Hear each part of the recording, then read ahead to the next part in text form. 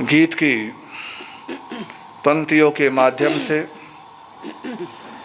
हमने अपने आराध्य के प्रति, श्रद्धेय के प्रति अपने अहोभाव प्रकट किए। इन अहोभावों के साथ ही हम वीर थुई का भी संगान कर रहे हैं। तीर्थंकर परमात्मा महावीर, जिनका गुण कीर्तन आचार्य सुधर्मा करते हैं अपने शिष्य जम्बू के समक्ष,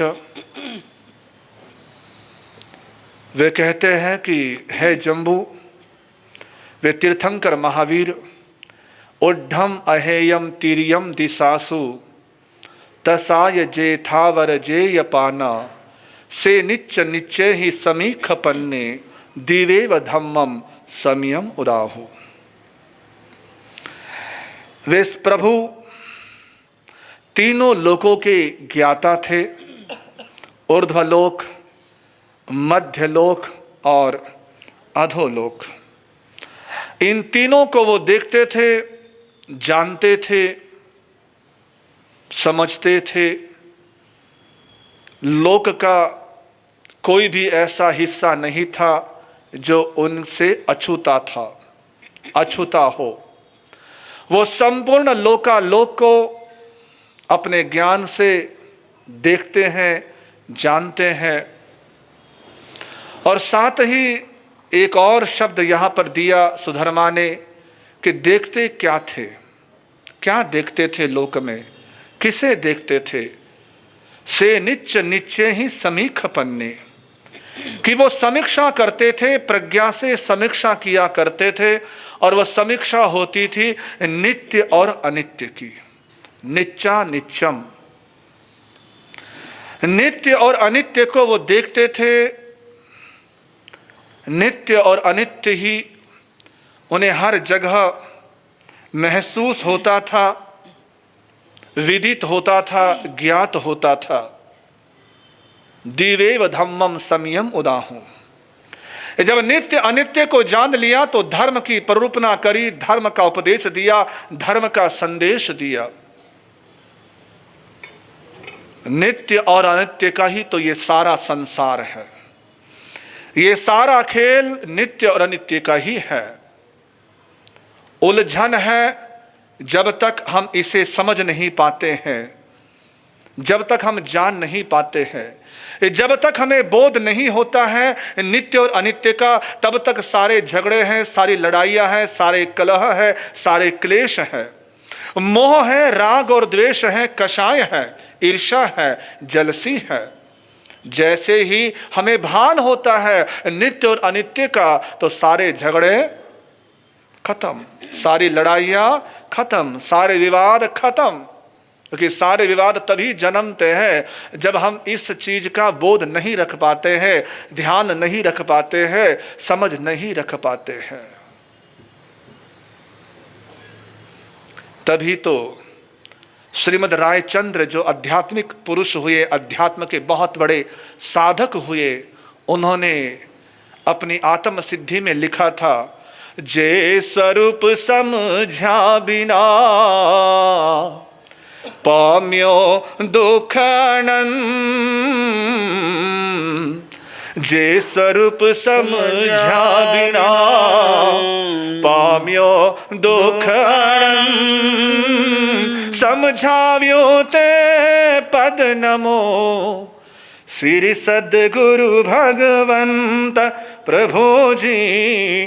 श्री सद्गुरु भगवंत। जिस स्वरूप के समझे बिना पाम्यो दुख अनंत, मैंने अनंत दुख पाया है, पा रहा हूं। जब तक हमें स्वरूप का बोध नहीं होता है तब तक सारे दुख हैं।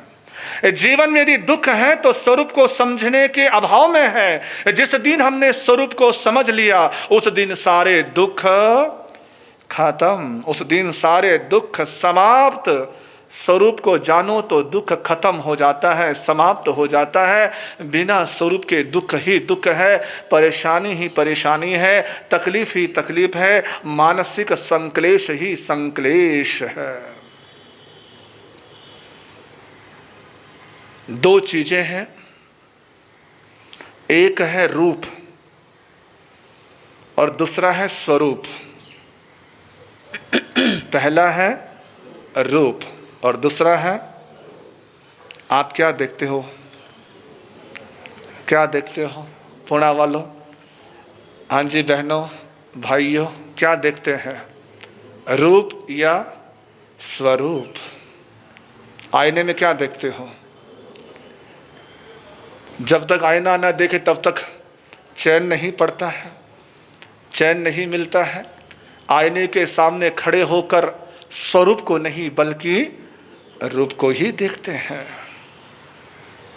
रूप और स्वरूप, इन दोनों में बड़ा अंतर है, दोनों में बड़ा फर्क है।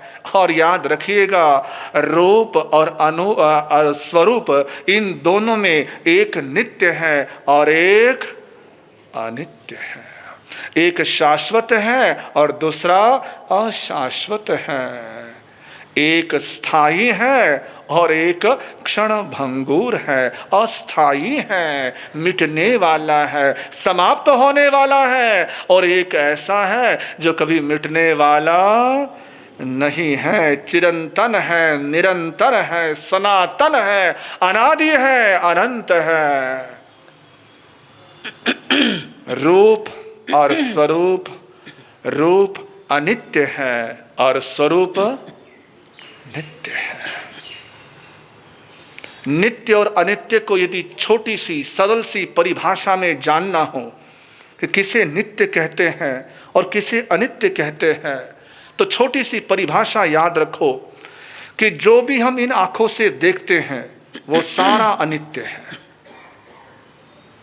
जो भी हम आंखों से देखते हैं वो सारा अनित्य है, और जो बंद आंखों से देखते हैं वो नित्य है। ये छोटी सी परिभाषा, आंखों से जो भी दिख रहा है सारा अनित्य है, अशाश्वत है, अस्थाई है, क्षण भंगुर है, नष्ट होने वाला है। सुबह को बचपन हंसते देखा, सुबह को बचपन हंसते देखा, फिर दोपहर जवानी, फिर दोपहर जवानी, सांझ बुढ़ापा ढलते देखा, सांझ बुढ़ापा ढलते देखा, रात को खत्म कहानी, रात को खत्म कहानी, सुबह को बचपन हंसते देखा, सुबह को बचपन हंसते देखा। सुबह को बचपन, दोपहर जवानी, शाम बुढ़ापा और रात खत्म।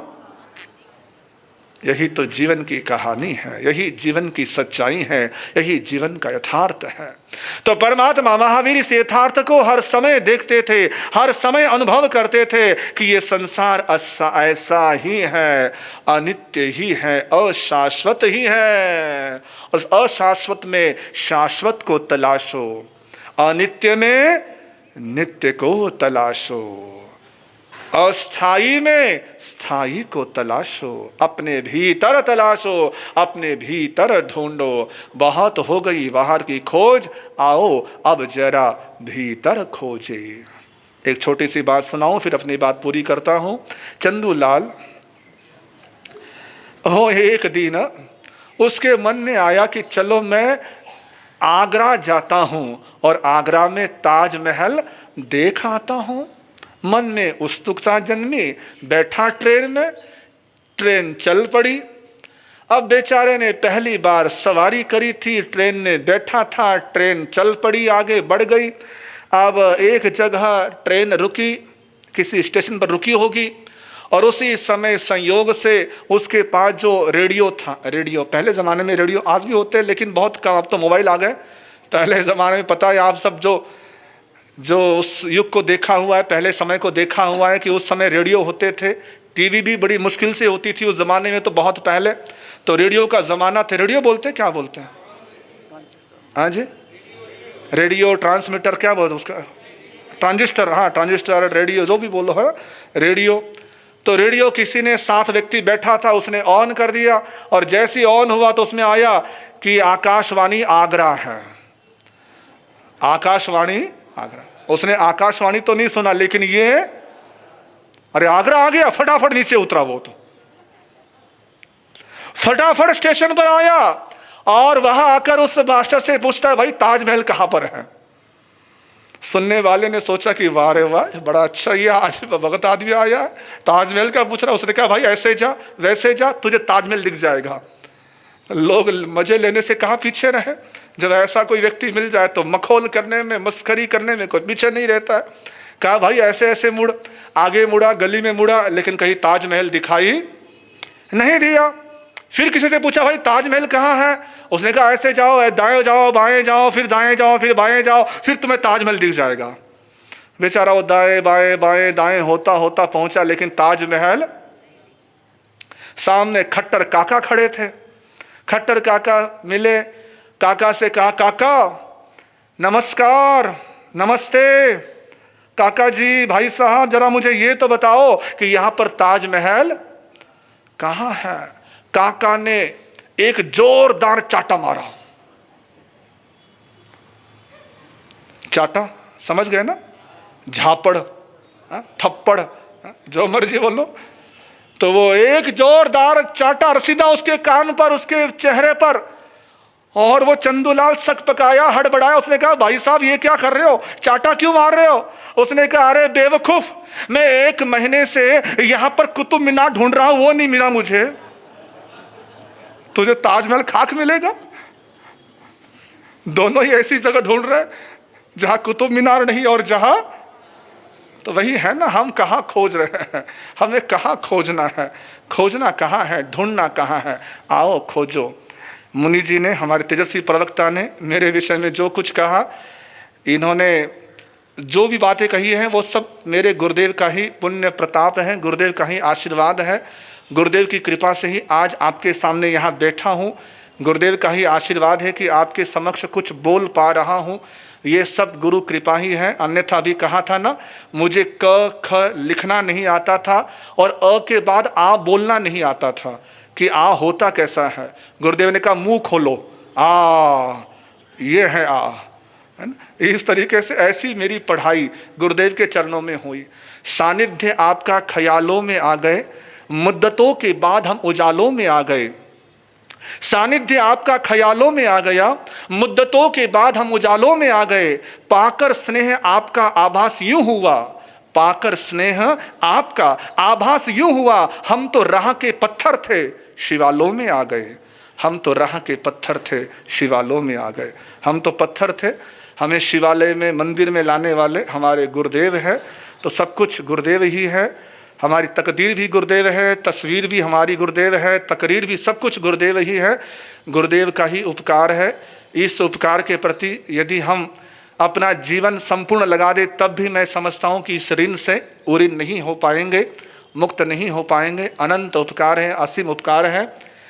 बस यही एक भावना, यही एक कामना है कि गुरुदेव बस आपके चरणों में यही समर्पण हमारा बना रहे, हमारी श्रद्धा बनी रहे, हमारी निष्ठा बनी रहे। आपका सपना ही हमारा सपना हो, आपका ध्येय ही हमारा ध्येय हो, आपकी सेवा ही हमारा लक्ष्य हो। इसके अलावा और कुछ सेवा लक्ष्य नहीं, और कोई कामना नहीं, और कोई भावना नहीं। गुरुदेव का आशीर्वाद हमेशा मिलता रहे, हमेशा बरसता रहे, बरस ही रहा है, यूँ ही हमेशा बरसता रहे। ये सद्भाव, सदकाम, सद मंगल मनीषा गुरुदेव के चरणों में हम रखते हैं।